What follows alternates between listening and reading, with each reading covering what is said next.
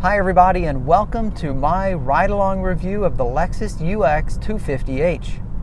In this review, what I'm going to do is drive the car to and from work on my regular commute. I'm going to push the buttons. I'm going to let you know what it's like to test drive the car without you having to test drive the car. If you're interested in sweeping shots and all of the regular car review stuff, make sure you check out my walk around review. This review is exclusively driving impressions. The thing is, I don't really know what to make of the UX. I mean, it's like it wants to be a crossover, but it's built more or less on a sedan platform. The problem is, it's neither really a sedan nor is it a crossover. I don't know. Maybe it's just me. I don't really know what to make of this car. Or crossover car. Sedan? The overall dashboard cockpit area here of the UX is very complicated.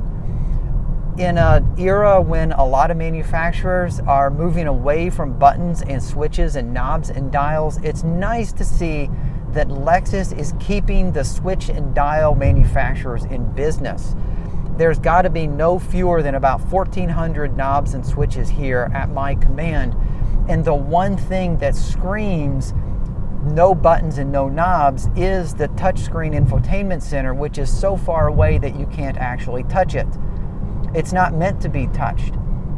And the way you interact with the infotainment system is through a touchpad here that's right in front of your right hand.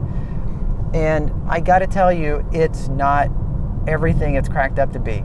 You watch the commercials and you see the people using it and they look so happy and it's so undistracting.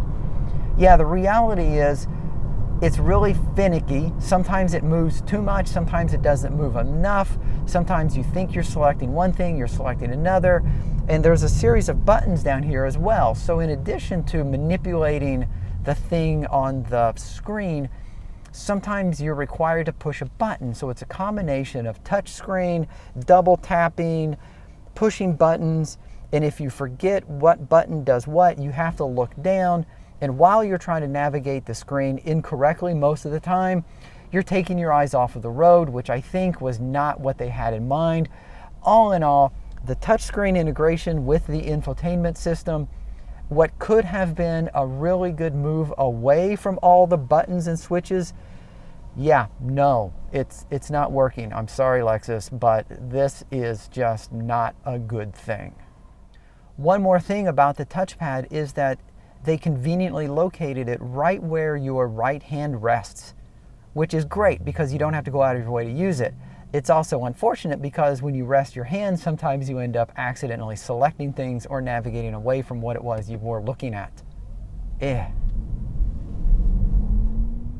There are some really nice features to the UX. I know I've been dogging on some of the design features and ideas, but the dashboard is very nice. It's fully digital and it has a circular center in the middle that gives you a lot of different information as speed, miles per gallon, a tire pressure monitor.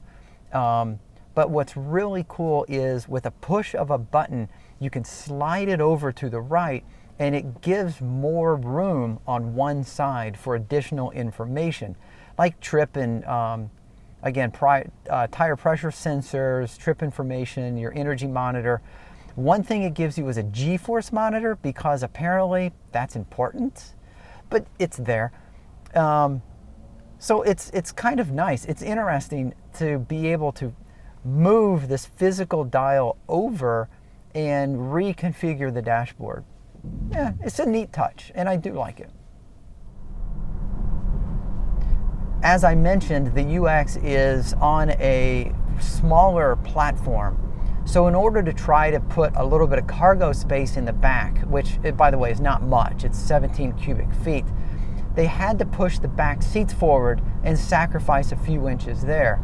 But I can literally just reach back without stretching and touch the back seat. It is so close. There's hardly any leg room. I mean, I don't want to say there's no leg room, but let me just say, if Forrest Gump owned this car, Captain Dan would be perfectly comfortable in the back seat. Everyone else, probably not. On the specifications sheet, it says that this car seats 5, but quite frankly, I would not put 3 of my friends through the ordeal of sitting in the back. So I got to tell you, for the last few miles, I've been changing speed and effort on the accelerator, and as such, it has transitioned from internal combustion engine to battery and back a few times, and it's very smooth. It's very imperceptible. So hybridization right there, the implementation of the battery paired with the internal combustion engine, very smooth transitions. So kudos for getting that one right. I know that sounds really silly because it's a hybrid and this is Lexus, and you would think that everything should be great. Some manufacturers have really botched how the car transitions from battery to internal combustion engine and back. And I want to tell you, in this case right now, Lexus did a great job. A couple interesting knobs, because there aren't enough knobs and buttons here in the cockpit. Sort of like Frankenstein's neck. You got a couple of bolts sticking out right here in front of the steering wheel. And the one on the right allows you to choose between sport, normal, and eco mode. And of course, what this means is the acceleration curve is entirely determined by algorithms. The pressure on the pedal determines the amount of effort that's put out by the car. And if I rotate the knob, I can go into sport mode, which will increase the acceleration curve so that a little bit of effort on the pedal will drive more effort from the car.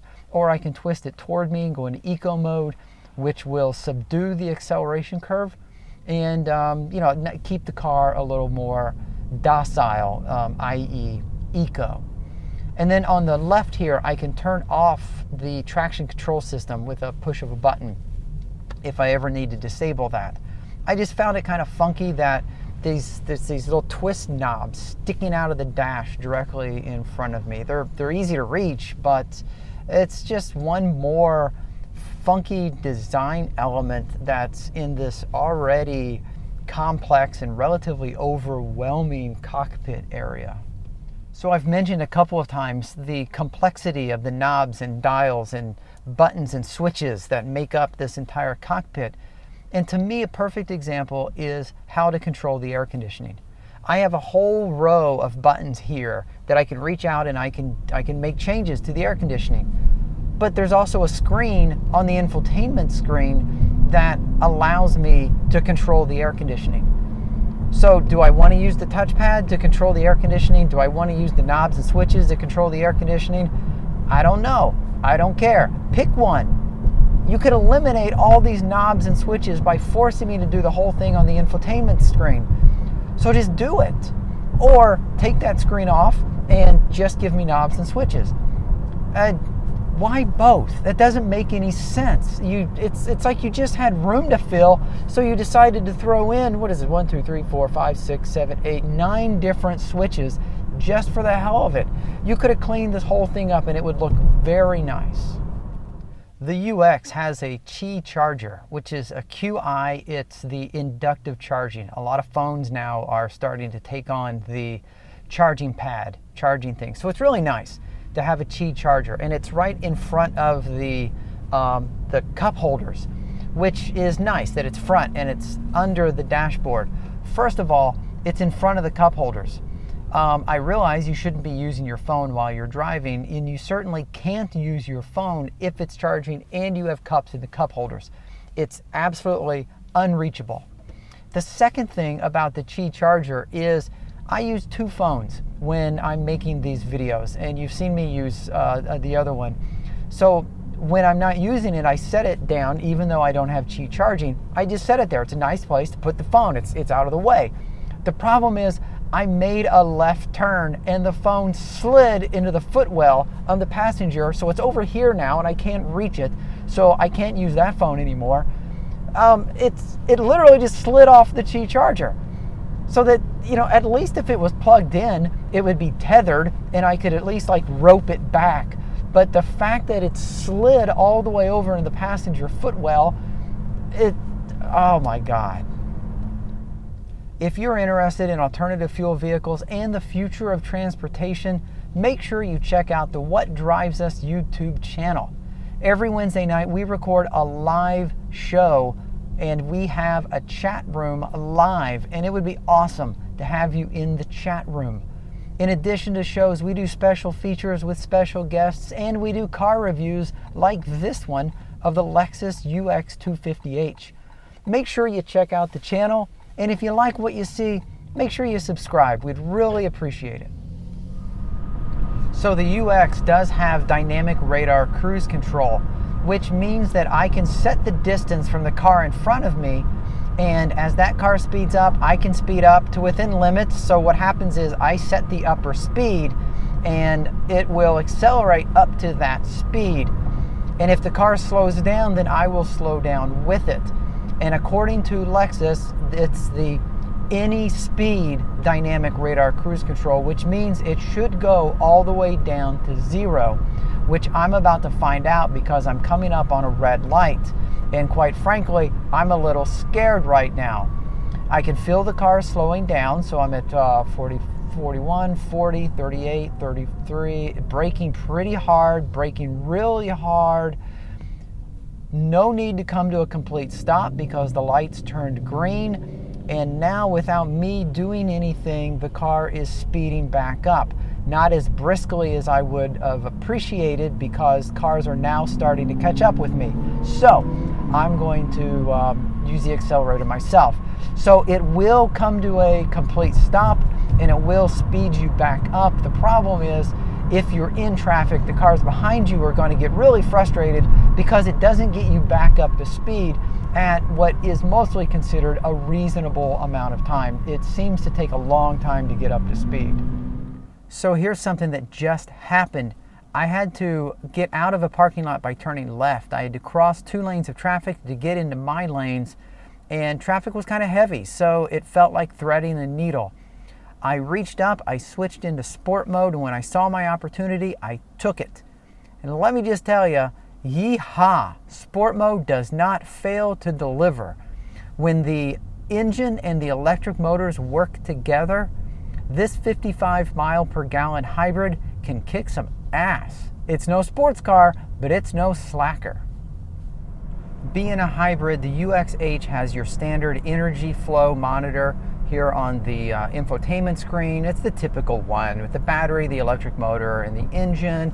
Use the touchpad to come over to history, and you can see how you've been doing over time, or trip information gives you minute by minute mile per gallon bars. It's your typical energy flow monitor history tracking that almost every hybrid has these days.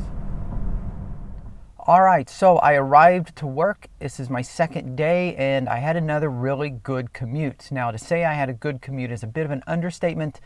I want to show you here, I got my other phone.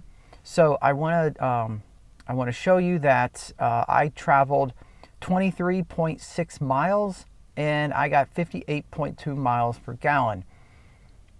So yeah, estimated at 41 miles per gallon, that's pretty good.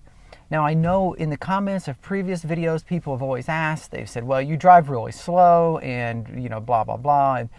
And so I have other video. If you watch some of the other video, you'll see that because the speed limit is shown on the dashboard, I'm driving at or above the speed limit. I'm keeping up with traffic. I'm doing what every other car is doing. The last thing I want to be is a jerk on the road.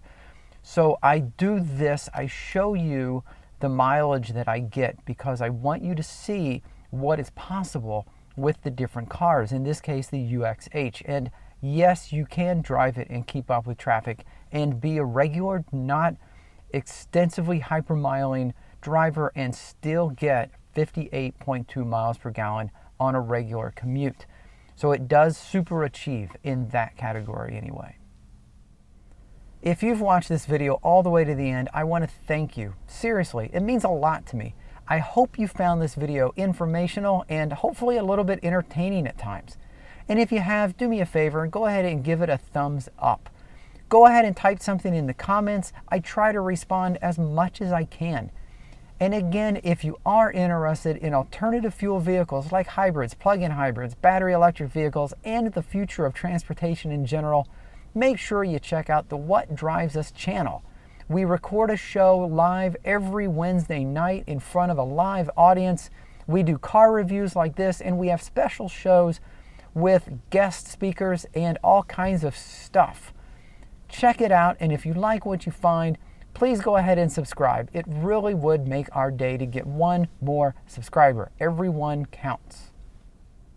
So wrapping up my ride-along review, I'm Tony Schaefer from What Drives Us, and this is the Lexus UX 250H.